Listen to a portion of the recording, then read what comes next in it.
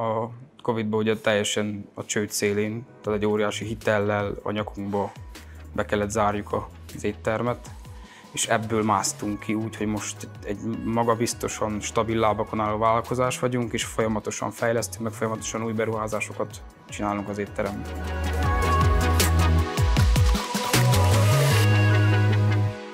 Dombi Hunor vagyok, a Magor csárdának a tulajdonosa és az ügyvezetője. Céljaim, amióta marketingiskolával együtt dolgozok, úgy gondolom, hogy sokkal messzemenőleg magasabbak lettek. Nem csak napi vagy havi célokat tűzünk ki magunk elé, hanem most már vannak konkrét üzleti terveink, meg olyan messzemenőleg magasabb célok magunk előtt, amikért érdemes küzdeni, és nagyon jó érzés megugrani őket. Ahhoz képest, hogy amielőtt Leventét megismertem, hogy mennyire vagyok magabiztos, hát azt mondhatnám, hogy talán nem is én vagyok az, mint aki azelőtt voltam.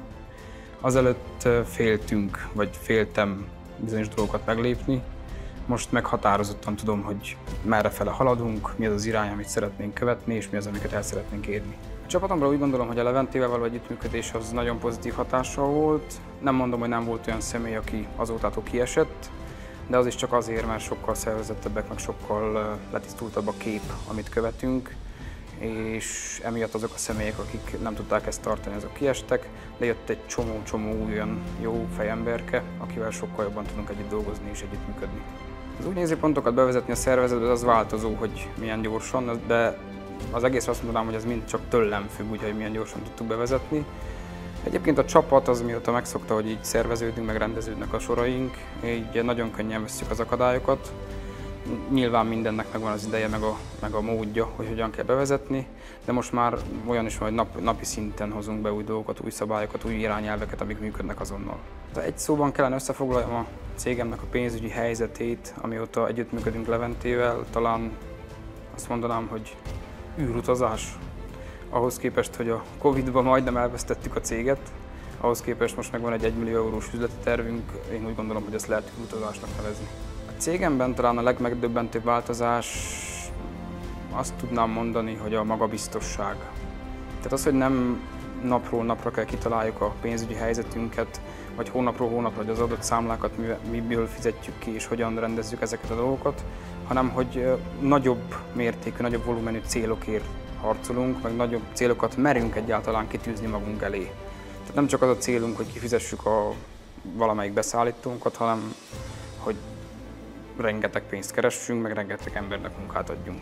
Én a legnagyobbat úgy gondolom, hogy abba változtam, hogy sokkal magabiztosabb vagyok, és a kommunikációs képességem úgy gondolom, hogy talán az, ami a legtöbbet fejlődött azóta, amióta Leventével együtt dolgozunk.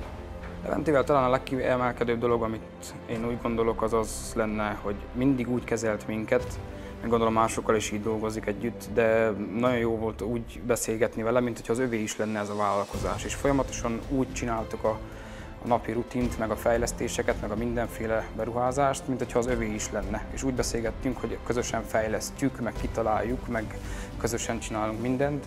És ez adott egy borzasztó ilyen magabiztosságot, meg olyan volt, mintha mindig teljes válszélességgel ott állt volna mögöttünk. Leventének talán a legnagyobb felelőssége abban van, hogy meg a helyes irányt adja meg nekünk. Tehát nem bizonyos kérdésekre ad meg konkrét válaszokat, hogyha megkérdezem tőle, hanem megadja a helyes irányt, hogyha arra megyek, akkor tudja, hogy jó lesz, amit csinálok. A sikeres cégvezetéshez szerintem minél magasabb rendű célok és szervezés. Szervezés. A Covid-ban ugye teljesen a csőd szélén, tehát egy óriási hitellel a nyakunkba be kellett zárjuk az éttermet, és ebből másztunk ki úgy, hogy most egy magabiztosan, stabil lábakon álló vállalkozás vagyunk, és folyamatosan fejlesztünk, meg folyamatosan új beruházásokat csinálunk az étteremben.